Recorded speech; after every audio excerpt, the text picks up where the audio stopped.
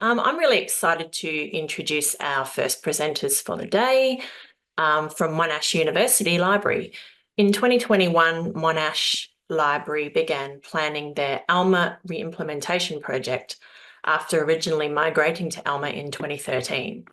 Today we have Dr. Chris Stuart-Andrews, Kate Allen and Mandy Swingle with us to discuss this project. I'm just going to introduce them first and then we can get underway. So Dr. Chris Stuart-Andrews leads the team at Monash that's in charge of library systems, including Alma, Primo VE, plus various platforms and repositories. As the manager of the Alma Renewal project, Chris played a key role in the reimplementation, which was done to address 99 issues identified by staff. Kate Allen is Monash's Alma Library Platforms Coordinator. For the last 10 years, she has mostly supervised collection teams and worked as a subscription librarian at both Monash and La Trobe.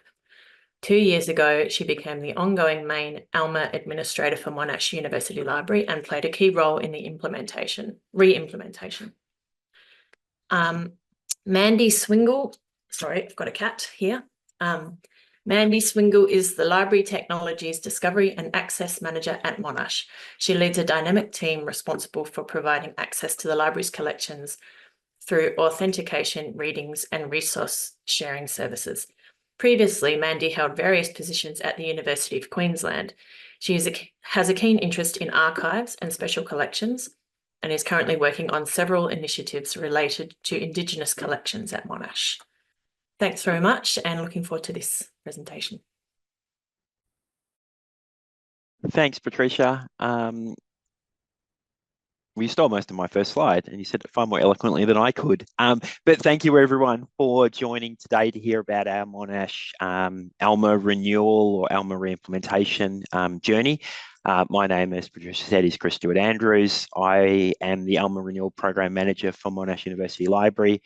And also just, I guess, to recap, to introduce my colleagues, Kate Allen, Alma Library Services Platform Coordinator, and Mandy Swingle, Library Technologies Discovery and Access Manager. And I just realized I should probably share my slides here, which I should have done to start with. And hopefully everyone can now see that. Yes, we can. Thank you, Chris. Cool. Okay, sorry, I should have shared straight away. So we'll just start quickly with an acknowledgement of country. So before we begin today, we'd like to acknowledge that Monash University recognises that its Australian campuses are located on the unceded lands of the Kulin Nations and pays its respects to elders past and present. So in our presentation today, obviously we've got three presenters. We wanted to talk through our Monash Alma Renewal Program journey, which the University Library initiated over the last couple of years. So the Alma Renewal Program was one that was designed not only to refresh our Alma system from a data and workflow perspective, but also to re-engage staff with the Alma platform to drive improvements in knowledge and engagement with the system. So as part of the program of works, we had some key strategic aims, namely being to bring our separate Alma instances for Monash campuses together, and also to set up a unified Alma governance structure to better support the Alma platform and to help drive future decision-making and improved cross-library knowledge of the Alma system.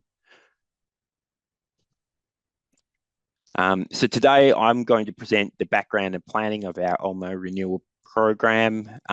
Kate's going to cover the analysis, development and transitional phases of the project, and Mandy will present on our learnings and the governance structure that has been introduced post-reimplementation. So I guess how did Monash get to this point? So Monash University has been a long-term user of Alma, and like all systems that have been implemented for a while, ours was in need of a refresh, and hence our desire to renew the system. With the added opportunity to re-engage library staff with Alma, to grow their curiosity around the system and to discover what within Alma was new since our original implementation, which was 10 years previous. And we also wanted to discover what Alma processes could work better for us than we had set up in the current system. And in addition, from a library operational perspective, we also wanted to merge our Monash Australia and Monash Malaysia Alma instances, which had been implemented separately and were completely independent Alma instances and separately managed by both Monash campuses, so leading to potential changes in terms of use in user role management, etc. So after our initial plans to refresh our library management system, we'd made the early decision following a review of suitable systems on the market for large-scale academic libraries that we wouldn't change away from Alma, given the library staff's familiarity with the system, the integrations with the wider university, such as our student management system and finance systems. But we did, however, early on identify that as part of the refresh, we would use the opportunity to bring new systems into scope of the project.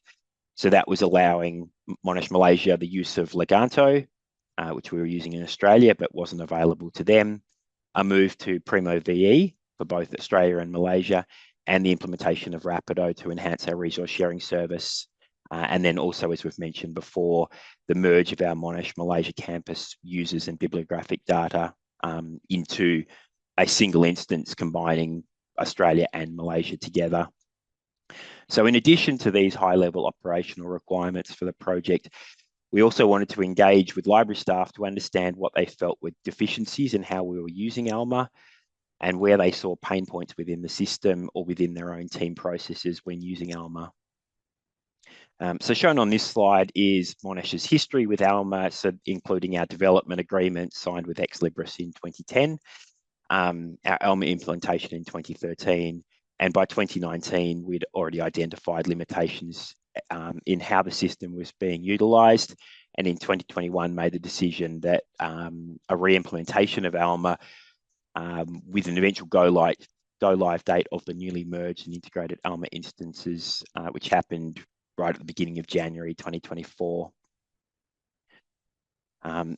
So early on during our project exploration, we realised that the critical elements of Alma, or in fact any technology system, are people, communication, business process, and building curiosity or a desire for continuous improvement. We recognised that the Alma re-implementation, or as time progressed, we began to refer to the project as a renewal rather than re-implementation, since the project was planned not just to be a cosmetic change to the system, so therefore not only about reconfiguration, but rather a deeper and more fundamental transformational change, addressing root causes of issues and limitations in how Alma had been implemented or was not being used successfully across the library. We felt that as part of the renewal project, we wanted to optimise full functionality of Alma. So these were the goals of the project: to streamline and simplify workflows, an example being converting current manual workarounds and workflows like statistical gathering into an automated process, to improve staff knowledge of the capabilities within the Alma system, to gain confidence in utilising the system's current and emerging functionality, to increase trust in data and information derived from Alma reports, an example being financial reports generated from the system, to strengthen internal library administration and governance of the system, as an example, management of authorised users, monthly upgrades, and knowledge of the Alma product roadmap, to improve university-wide corporate knowledge of the purpose, use, and roles and responsibilities of the Alma system, and also to establish a robust governance model and process that could support decision-making for the project, but also with a view to longer-term support for Alma within the university library. So we came up with an Alma strategy or governance map that we felt outlined the core building blocks of the library system or library systems in general, but in this specific case relating to Alma. So in all cases, each of these building blocks linked back to our earlier critical project elements of people, communication, business process, and curiosity. So at the heart of the system is the Alma governance, consisting of communication, translation of strategy into operation and data governance.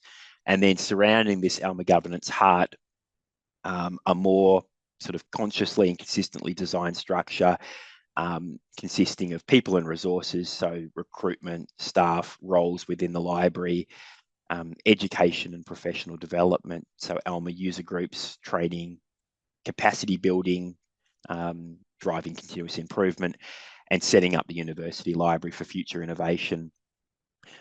Support in the top right being staff mentoring and help desk, speaking to the people component of our core building blocks, and the relationship management of being internal, external within the university, our vendors, speaking to the communication. So we also liaised with other institutional colleagues, and the general statement that came out that we embraced as part of this renewal project was that the success of Alma is a success for the university, which we used to sort of drive the project.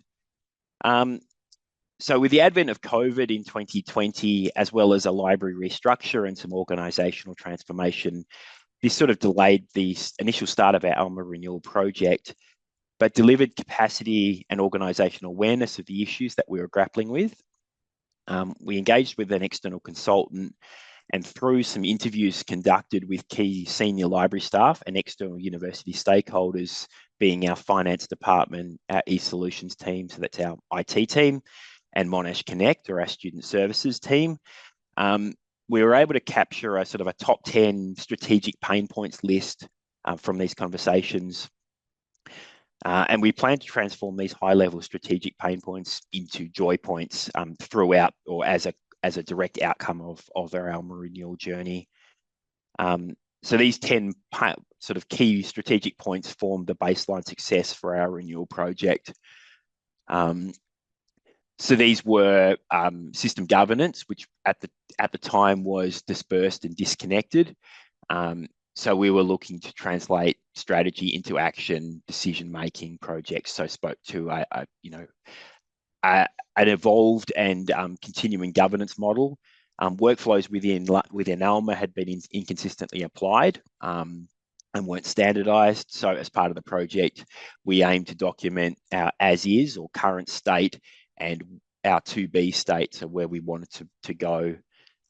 As we've mentioned before, the merge of the Malaysian data, we wanted to use the project as a means of building staff engagement with Alma and driving a culture of continuous improvement, and enhanced reporting, particularly financial and status reporting, and set those up rather than being run ad hoc, being more of a regular reported schedule of reports that didn't involve as much staff interaction.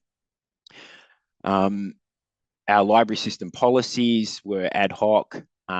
They were not well structured. They hadn't been systematically reviewed, so we aimed to change that as a component of the project. We also wanted to build Alma skills and professional development. So building an Alma component into all relevant library staff's My Plan or annual sort of professional development review. We wanted to better control access and role clarity, which hadn't been as well developed as we felt it needed to be. We wanted to review and refine the search results within Primo to improve user experience and enhance discoverability of our materials. And we also found that some of the financial and system integrations were not quite fit for purpose. So there was some double or even triple manual handling of particularly financial invoices. So reducing human intervention, increasing the automation between Alma and the finance system in this particular case. So the Alma program works, which included the establishment of new governance structures, project team structure, including the business analysis that we've discussed of current and proposed workflows, but also involving library staff within the process. So we came up with a planned project timeline, which spanned several years from inception of the project through to delivery of the new Alma instance. The timeline included the establishment of a project and business analysis team, to conduct a review of current and future processes, and time to allow for a build and test phase, all underpinned by continuous change management and knowledge building and continuous improvement processes building across the entire library. So using this timeline, we established a roadmap to renewal. So our roadmap covered the exploration and preparation phases prior to launching the renewal across the library, and then followed an analysis phase to review workflows, which Kate will discuss next, with a midway event held to update library staff and gain official review of the proposed Alma changes from our library executive team. And finally, a build and test phase conducted with Ex Libris prior to our new Alma launch. So our roadmap was planned to be one of staff engagement and governance, underpinned by an embedded celebration events throughout the process, as you can see marked in yellow. So looking a little deeper at the exploration and preparation phases of the roadmap prior to the official launch of the project to the wider library, the exploration phase established a timeline for the exploration of the renewal project. So largely covered the engagement across the university early on in order to provide knowledge to key stakeholders, and also active engagement with our Malaysian colleagues. We also established our Alma governance framework, developed a detailed project plan, and then invited library staff to submit their suggestions on what they would like to see as improvements within Alma, Leganto, and Primo, which all underpinned our strategic top 10 pain points that had already been identified. So we received 180 submissions from library staff, which we then categorised and grouped under our top 10 project objectives.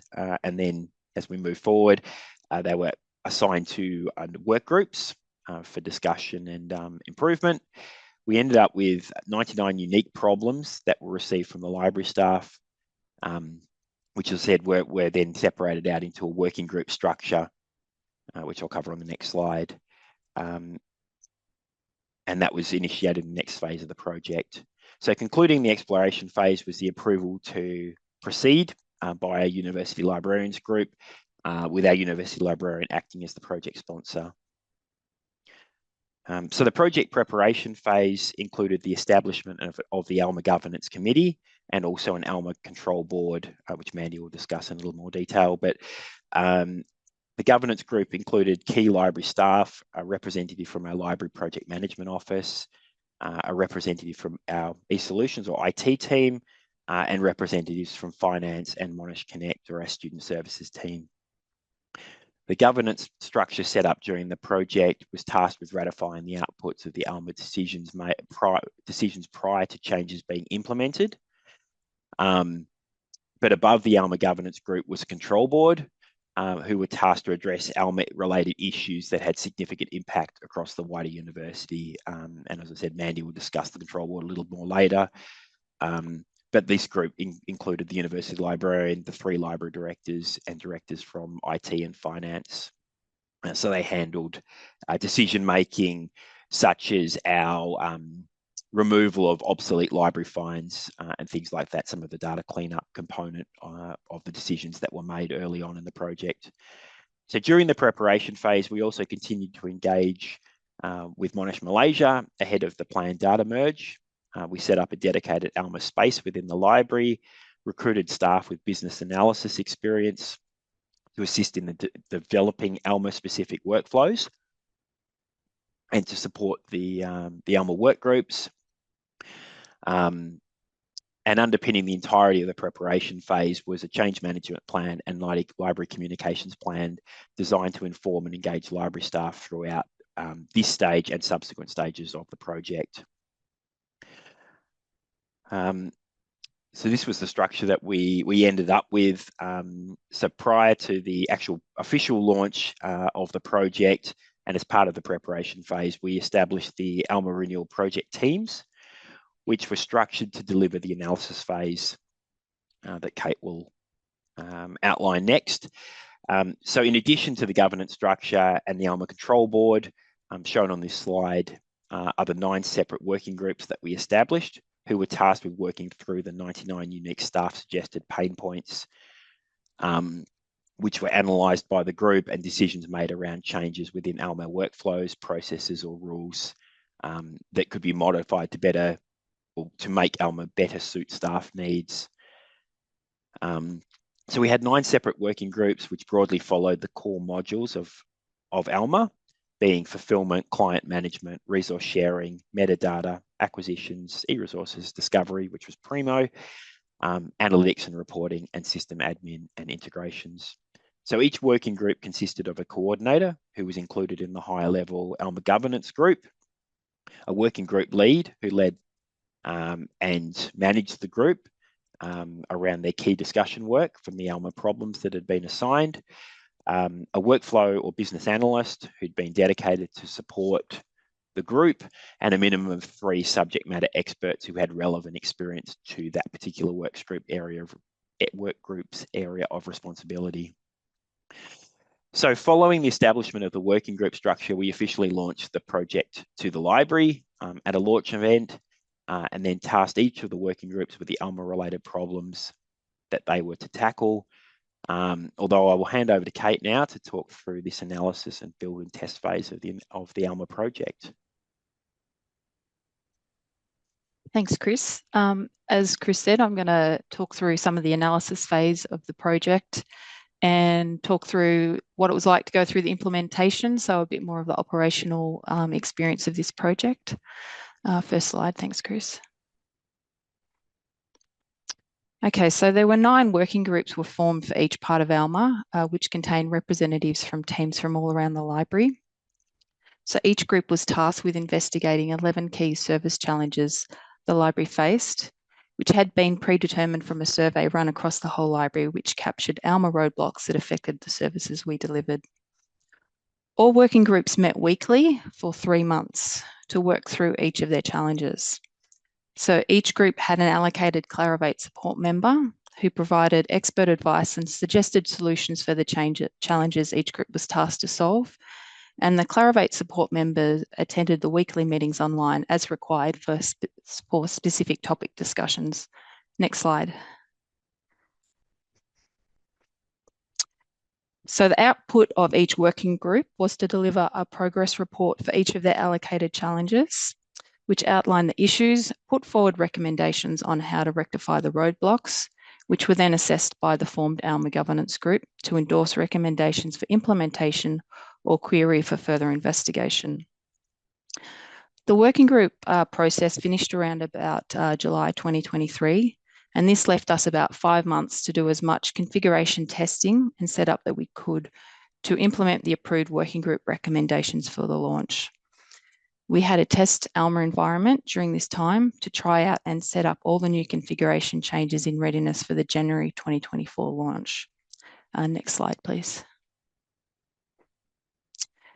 So we didn't introduce all of the approved recommendations at the launch of our new Alma in January. We focused mostly on ensuring the core infrastructural fundamentals were ready to go. We are now working through introducing the optimization recommendation changes post-implementation. So the key fundamental infrastructural changes we achieved for the January 2nd launch of our new Alma were integrating Monash University Malaysia's separate Alma instance into a single shared Alma platform with Australia, with them being added as a new library rather than the option of adding them as a separate institution in a networked setup. This included opening up Malaysia's ability to access Monash's Leganto instance, which was Malaysia's #1 outcome they wanted to achieve from this project. For the implementation, Australia was designated as the primary institution by Ex Libris, and Malaysia was added into this environment, which did mean a loss of some of Malaysia's historical Alma data with the migration. We moved from the APO1 server to the APO2 server. We moved our resource sharing services from Relay to Rapido. We reviewed and audited all of our library staff's Alma user role profiles, setting ourselves up with an agreed framework on which Alma user roles each position in the library requires to perform their job. with an ongoing governance process put in place for managing staff changes and assigning Alma access going forward. We stopped using overdue fines. We now only use fees for items that become lost in Alma. We reviewed and restructured the user groups we assigned to all Monash staff, students and member users, which also required us to rewrite all of our fulfilment unit rules and terms of use. Next slide, please. So I'm just going to go over a few kind of highlights of the project, what we achieved. So one of the major goals in the project was to simplify the user groups we use in Alma, to equip staff with a simpler service design for easier communication and for users' quick and easy comprehension of the services they can access, taking away the burden of having to explain an overly complex set of lending policies. So we narrowed down our internal user groups to 3 with an on and off campus for each one. So you can see in that second column all the user groups we used to have, and we've kind of filtered them into the 6 user groups that we have now. On and off campus was basically used to control terms of use, mostly around postal loans and a few other services that we provide to just off-campus users. So we haven't changed the user group categories at the university, like student and staff record information systems. Instead, next slide, please, Chris. So instead, we're using the Alma integration XSL converter, available as an option in the user integration profile setups, which we use to convert the data coming in from our student and staff information imports and converting this data to include the new user group codes, the country campus the user is affiliated with, and their local resource sharing library.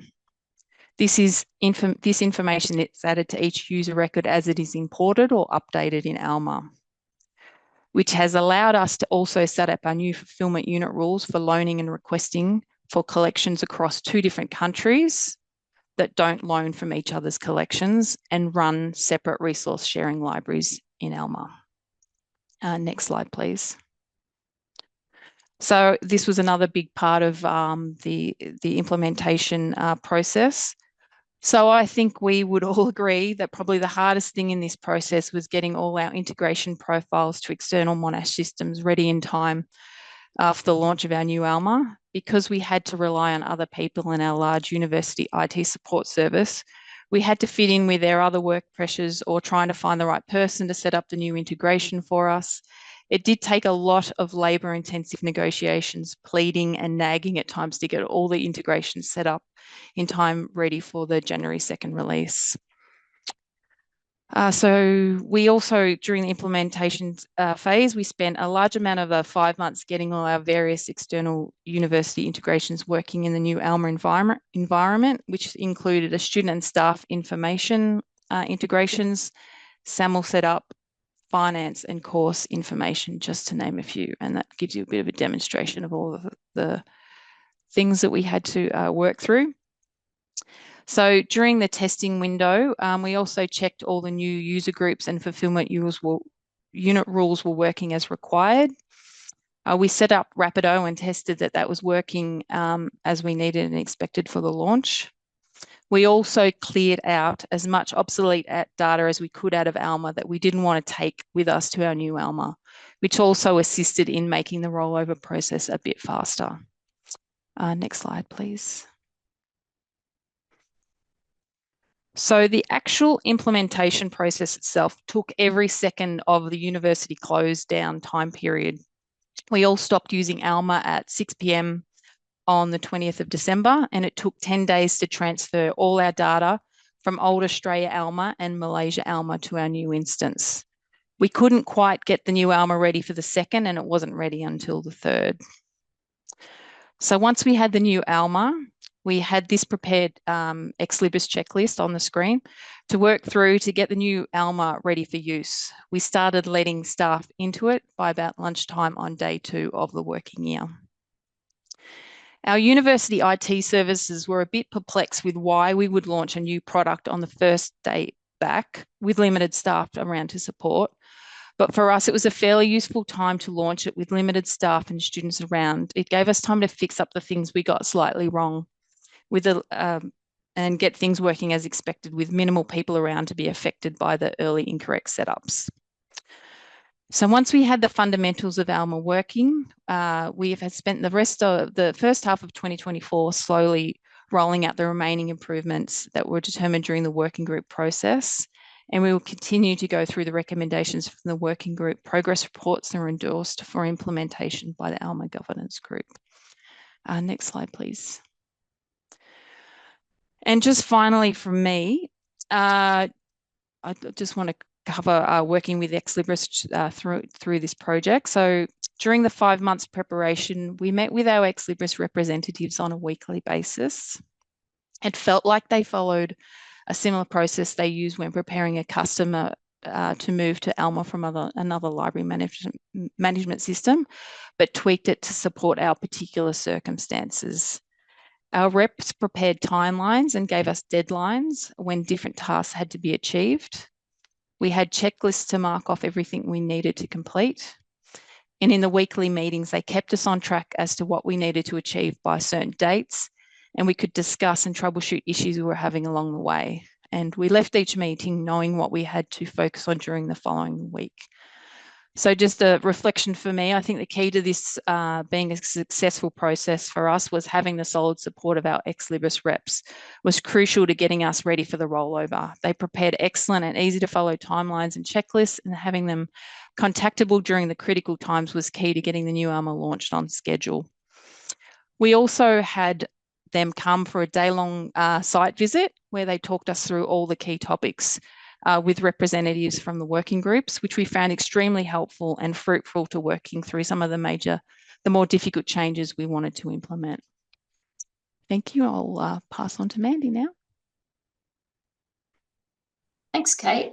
As introductions happened before, I'm Mandy Swingle. I'm the Manager of Library Technologies, Discovery and Access, and I'm discovering the governance structure during the program and how it operates today. And as Chris alluded to earlier, the governance structure was really at the heart of the program. Next slide, please, Chris. So a framework of governance of Alma was designed in late 2022 in response to a number of deficiencies in both the strategic planning and the day-to-day operation of Alma. And the primary aim was to effectively translate strategy into operation. And as a result, the related committee and working group structures were implemented in early 2023 as part of the overall renewal of Alma, and are seen as significant ongoing change in the management of Alma. And the model has 3 committee or working group levels: the Alma Project Control Board that had a high level oversight, the Alma Governance Group, which had cross-organisational program management and collaboration, and the Alma Working Groups, which worked on workflow design specific to the 9 functions of Alma. The governance model was designed to bring together a number of intersecting elements or building blocks to effectively manage the pipeline of work around Alma. And this includes considerations such as how we manage relationships, how we treat business as usual activities, how we plan and deliver professional development around Alma, and how we ensure new projects or innovation around Alma, and how it's resourced and supported. So let's have a look at these groups in a little more detail. Next slide. Thanks, Chris. So the Alma Governance Control Board, so the purpose of the control board was to provide that strategic oversight to the program of works and make those critical decisions as required. The members included the university librarian and directors from the library, including academic services, collection technology and operation and management services, as well as directors from eSolutions, our IT group, and finance. So the control board oversaw the program status, timelines, and budgetary spending according to the agreed plans. They responded to high-level critical risks and policy matters as appropriate that had that broad budgetary or risk impact. But critically, the control board considered the broader decisions relating to Alma Renewal project in the broad university, enterprise, and infrastructure context. So the focus of the control board was to guide the success of that Alma Renewal project for the success of the university, and the scope included integrations with university enterprise systems, all existing Alma and associated system workflows, the Malaysia integration and impacts on our Indonesian campus. And the board observed and identified any strategic and operational risks, assumptions and dependencies from that university and enterprise level. And they also advocated for the success of that Alma project. Next slide, please, Chris. So with that Alma governance group, so the purpose of this group was to make required operational decisions which aligned with the strategic direction of the project. The members included the Director of Collections and Technology, the Alma Renewal Project Manager, the Alma Renewal Coordinators, a representation from finance, from Monash Finance, Monash Connect, which is a student services group, eSolutions, our IT group, and we had a representation from Malaysia as well. The governance group took responsibility for completing actions and proactively communicated to the library and the university in general. They actively managed documents and reports on the activities in relation to risks, assumptions, issues and dependencies on that operational level. They had operational responsibilities to complete actions on behalf of the library in that timely manner, and the members contributed their expertise, updates, raised issues and potential solutions at the meetings. They set directions, made decisions as needed, and ensured that smooth operation of the project. Next slide, please, Chris. So the Alma Governance Group Subcommittee was originally the Alma Coordinators Group. So the role was to provide, the Alma Coordinators Group was really to provide that guidance and support to the working groups, but they kind of morphed and formed organically out of the need to approve internal workflows and processes. So we turned it into the Alma Governance Group Subcommittee. So the members included Chris as the Alma Renewal Manager and the 4 Alma Renewal Coordinators that led that oversaw the work of the working groups. So they could bring that perspective back to those meetings, but also represented working expertise from Alma to inform both operational and strategic considerations. So this group made the minor decisions about internal processes. They approved the project reports that were presented by the working groups, and they escalated issues to the Alma Governance Group, and they would also communicate decisions back down to the working group. Next slide, please, Chris. So we've heard a little bit about the Alma Working Group, but I'll just go over this little piece as well. So the Alma Renewal Working Group's role was really to provide guidance to the program of works and make those critical Alma workflow decisions as required. They had the assistance of workflow analysts to help with that process. And the membership was made up of subject matter experts from around the library, the Alma coordinators and the Alma lead and the workflow analysts, as I said before. The working groups would complete the actions and the commitments to ensure the project goals and timelines were met. So they did the body of work. They contribute their expertise and updates, raised issues and potential solutions at meetings. They also observed and identified any strategic and operational risks and assumptions and dependencies that may affect the delivery of the project. So the Alma Renewal Working Group really operated with a consensus decision-making approach for the workflow decisions, and they referred any of those major questions or emerging risks or issues to the attention of the program manager, Chris, or the governance group. Next slide, please, Chris. As you can see from this diagram, this is just about the flow of relationships from the various levels of governance. So really everything flowed through from the Alma Control Board. So university strategy and critical approvals and decisions flowed down to the governance group, but also across to the university librarians group, which consisted of the university librarian and the 3 directors. And from there, the University Librarians Group, any decisions that were made there or any information there flowed down to the library's senior leadership team, and that's made up of all the managers of the library, of the various different services. And this was done so that project reporting would be communicated across to the library. But if we look back at the Alma governance group, the control board, information would be disseminated from that and would flow down to the governance group and vice versa, like issues could be raised up. From the Alma governance group, information would flow down to the coordinators. And as I said before, that morphed into the Alma governance subcommittee, and because they were the same group of people. And this group, the subcommittee, met very regularly to discuss those reports from the work groups, and decisions were made about the minor issues and workflows. And from there, from the subcommittee, once a workflow or a report had been approved, that would then flow back down into the work groups. Next slide, please, Chris. What does the Alma governance look like today? So a review of the Alma governance model was completed in September 2023. So project members from all governance levels were surveyed. And out of the review, it was determined that we needed improved levels and quality of communications, especially internal to the library. This includes further development of the business processes and mechanisms of the governance group, in particular revised agendas and revised terms of reference for that group. It also revised the membership to the governance group.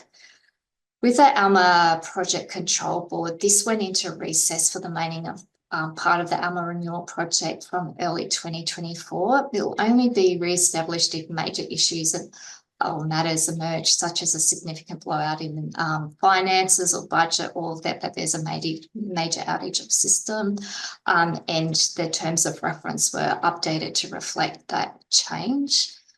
The Alma governance group for 2024 is now the overarching governance body. So additional subject matter experts are invited, and these include members from service design and communication, the Alma team, the Discovery Services Coordinator, resource sharing, and from the readings team. And they are invited at an ad hoc basis when issues occur that relate to their various areas. But the biggest change, I think, was the introduction of a change request process. And this allowed for the regular assessment and reordering of priorities and the identification of new opportunities for improvement. It really minimised that off-the-cuff request, so when requests would just come through, but it also created that historical and official record of all requests. Processes for bringing business and change requests to the meetings has been tightened, and all library staff are now expected to follow that change request process. As I said before, a new agenda was developed, and that included the inclusion of items such as a risk register, nurse voting, and discussion around when the Alma new releases, those updates are released. There's discussion around that.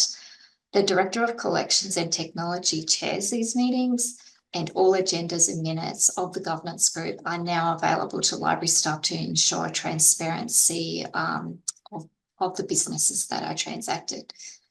And then finally, with the Alma working groups, the principle of this working groups has really moved into a flexible working mode and an evolving road. As the pipeline of work changes over time, will be also part of those ongoing communications. So the membership has slightly changed as well. So members can choose to be part of a working group versus delegated or role-based. An example of this is like with the working metadata working group, that still meets very regularly, and it will raise issues back to the governance group via change requests, but other groups will meet at an ad hoc basis. That is all for me. So thank you very much. And I guess we'll move on to questions. Thank you very much, everyone. and we do have some good questions, but yeah, that was absolutely amazing to hear the scope of the project, especially as I'm coming from a smaller library. So the amount of what you achieved has been amazing. So just looking at the questions here, I opened it to humans and cats.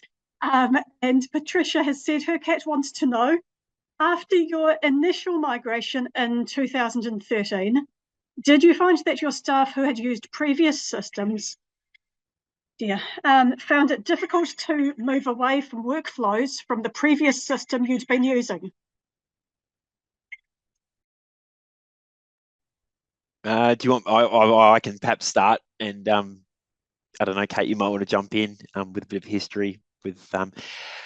I mean, I'm going to say no. The staff were very engaged with the process and really open to change. I think part of our sort of engagement with the staff right from the outset had led to a realization that there were things within Alma that could have been done differently, potentially better. And we sort of, with the working group process, we sort of tried to open up, firstly, that the suggestions came from library staff around what they thought could be better.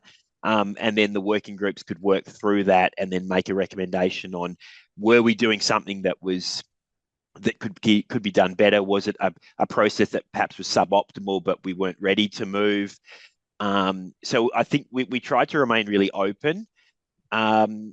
I guess also having said that, we also had a sort of, because we've been using Alma for 10 years, staff were sort of very, I guess, embedded with Alma as such. It's just simply that there were differences and improvements, I guess, in how Alma could handle certain workflows. And I guess like a lot of libraries, we'd probably fallen into the trap of taking our older workflows right from the outset and trying to sort of move them whole scale from the old library management system into Alma. But I guess because we'd had quite a long time with Alma, we probably got away with not having people being too embedded with what we'd done in the past. But it was very much just an engagement with staff, and trying to get staff on board with expecting change and sort of embracing change, both from the purpose of, it was trying to get staff to realise that change was not designed to make things more difficult, but to enhance processes and try and engage them right up front, which was the purpose of asking for their suggestions right from the outset of the project. Thank you very much. So the next question is from Tanya, saying, we basically have one person doing all Alma and Primo admin. Is there any advice you could give on a module or integration that you think has given the most value after the refresh, if a small team was looking to do some refresh work? And she's also interested in the relay to Rapido move, and any quick advice you can give on pain points or advantages. Mandy, do you want to talk through Rapido to relay, sort of going from there? Yeah, which is a big topic, Tanya, by the way. it's a huge topic, and Tanya, I think I'd be very, very happy to, if you want to reach out via email and connect with you that way. But I think in regards to that, it's just, the advice with any major big project that you're doing is be really, really organised, get in contact with your partners early. I think the Trove integration was a big pain point, but we could talk about that in a meetup, I think, because there's a lot to unpack there. But thank you for your question. And Kate, did you want to talk through the Alma Primo migration from a small team? I guess Primo VE now being far more integrated with Alma makes it, I guess, simpler for a small team. It perhaps potentially gives fewer options. which is a different topic around Primo Classic to Primo VE. But I think the move to Primo VE for us, perhaps not with so much of a small team, but you know, while it did provide some limitations, does mean that, you know, making changes within Primo VE is potentially a little bit simpler than it has been in the past. I don't know, Kate, did you want to add anything around other systems that you've, or where you know, advice around modules or integrations that gave the most value from your perspective? Well, I think what we did with the user group, I think that was a real game changer, using that XSL converter, because, you know, we've got many hundreds of thousands of records coming in, and that was quite a big problem to solve, because we weren't able to change our user groups at a university level.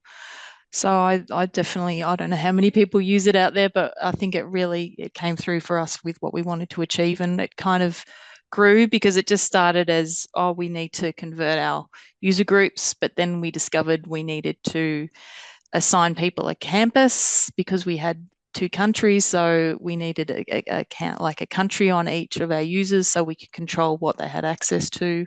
And then it rolled out to resource sharing, because we've got 2 separate resource sharing libraries being run by 2 different teams, and they don't kind of cross paths. So I think that might have been probably the biggest win for us during this process. It involved Chris writing quite a complex script to get it to work, but it certainly has probably been our major help in this process, and had the most benefits from it, I'd say. But in terms of Primo, I don't do Primo, so I can't really. Maybe we could connect you also with our Primo person to perhaps give a bit of advice there. Happy again in that same email to Mandy to connect you with our Primo person. Thank you. Yeah.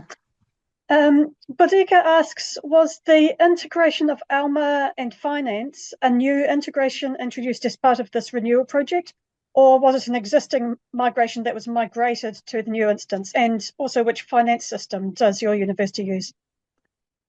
So it's still a little bit of a work in progress. So we had an existing finance integration, which is still in place with our SAP, SAP. SAP is the finance system that's used.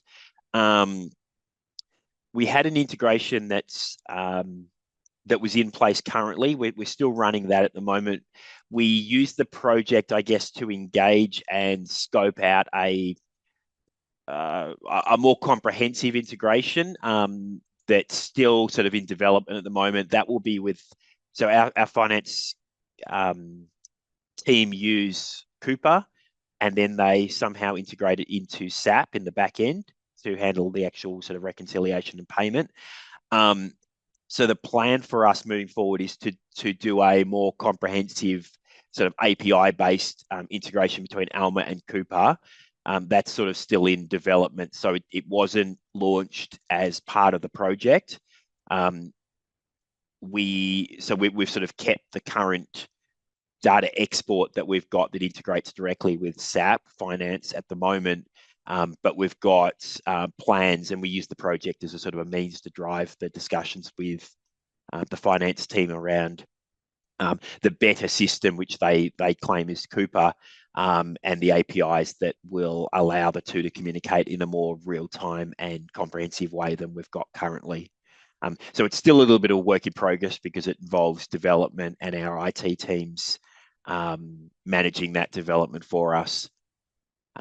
So yes, still sort of still happening, but we use the project to sort of drive the initial conversations and engage with finance. Great. Rashmi asks, how do you submit and manage change requests through your governance model? Are you using a system? I presume they mean a technical system to do this. Mandy, do you want to? Wait, yeah, super simple. We're just to submit the forms, stuff in submit it via Google form, and then that's recorded within. So it's discussed at the Alma governance group. It's minuted, so it's in the documentation, but we also keep documentation of that just through spreadsheets. So we're really simple with that at the moment. Any additional information there, Chris? No, that's covers it very nicely. That's it. Yeah, It is very, a very simple process. Yeah. We did think about using a, inverted commas, proper system, but we felt for the number of requests that would be coming in to the governance group that it would just be, we kept it simple by definition, and we opened it up to all library staff so that requests weren't funneled through particular staff. There was sort of encouragement to talk through your request that you'd like to make to the governance group for an Alma improvement or Alma change. But it is still designed as a process that's available for all library staff, and a fairly simplistic form to submit your suggestion, change, improvement, whatever you want to call it. So it was very much sort of welcoming, still remaining very inclusive for library staff to be able to submit changes to the governance group and not sort of putting it behind a wall as such. I think also just adding to that is because we've just gone through the re-implementation, and staff had submitted so many different issues that through the optimisation phase, a lot of the issues that we're dealing with have already been recorded. So while there's not a lot now that, perhaps in the future, there might be a need to relook at that sort of systematic sort of way of managing those requests, but at the moment it's fairly low level. Yep. Good. So David says, too big a question for this session, but RMIT would love to talk to you about merging your Malaysian and Australasian instances, as they're looking to merge the Vietnam and Australian instances in the next 12 months. So I think David will probably contact you via email afterwards. Yeah, no problems. I think David is coming out anyway. Yeah, he's coming out. Yeah, so July nice to meet from you. memory. More than happy to discuss. Great. Renee asks, did you feel that the fuller renewal was the best option to have a clean change? Difficult question. I think yes, we felt it was. I guess we didn't want to go down the path of it being cosmetic. So we wanted to give people the opportunity to say what they didn't like about the system, what they thought we weren't taking advantage of. We heard a lot of feedback very, very early on in the process of things like Alma doesn't do, but without any real curiosity around how Alma could do whatever it was. So we did go into it. So rather than it being cosmetic and a small working group, that was where we said, let's just look at user roles, or just let's look at locations within Alma. We wanted the opportunity for everyone to put things sort of on the table and say, Alma doesn't do this, or I heard that another institution was doing something else. And we sort of basically tried to say, let's put it all on the table and let's see what we can come up with. And as Kate sort of alluded to, we then chose, I guess, things that gave us a functional system for day one, and we're still implementing some of those suggestions, and we probably will for the next, the rest of this year, the finance system integration being one of them. So, very much identified as a gap and a deficiency in what we'd set up between Alma and the finance system. But use the project, I guess, as the avenue to drive the change, but not necessarily deliver the result. But using the opportunity to get feedback from our engaged finance team, but also to use our acquisitions team to tell us what they didn't like and what didn't work for them from the perspective of what we got in place currently. So we sort of did feel like it was almost a full renewal from the perspective of just saying we want everyone's opinion. We want everyone to put things on the table. Nothing's sort of off limits. It's not just a bit of a hidden away. We're going to tinker with user groups, or we're going to tinker with locations, or with user access roles, which didn't sort of become a renewal of Alma, but more just a bit of a change to almost a cosmetic change to the system. Fantastic, thank you. Well, we've got 3 more questions in 3 minutes, so maybe if we switch to the short answer section of the examination. Did your acquisitions get a refresh as well? Yes. Paul asks, for user groups, how do you distinguish on-campus and off-campus students? For, I think, students enrolled into an on-campus course, and so that user group stays with the students throughout the course degrees. So the on-campus and off-campus decision is made by the student management system. So we see essentially the old user group of where we would have put that particular student or placed that student in the old Alma, and we're translating that through the XSL into our new user groups. But the distinction is made by the student management system. So if the student was to transition from on-campus to off-campus or vice versa during the course of their enrolment, Alma would update based on that. Right. And Patricia says, we currently have a lot of pending mapping updates with our IT department, but I'm wondering if the XSL converter would work as a temporary workaround while we wait for IT's availability. For instance, we need to map resource sharing libraries for some new user groups that currently don't have it. Can it be used for that? Yes, it can, as long as you're bringing data in through essentially an FTP file load. So the XSL doesn't work for API integrations, but it does work for FTP file loads. So That's yes, great. in that instance, yes, it could. Yep, and Patricia says they are doing it that way, so that's great. Happy so if Patricia wanted to make contact, happy to discuss it. Thank you, and there's many thanks coming through those chat comments as well. And I think we have finished pretty much exactly on time. So I may be handing it back over to Patricia to introduce our next speakers. But thank you again, Mandy, Chris, and Kate, for an absolutely inspiring presentation.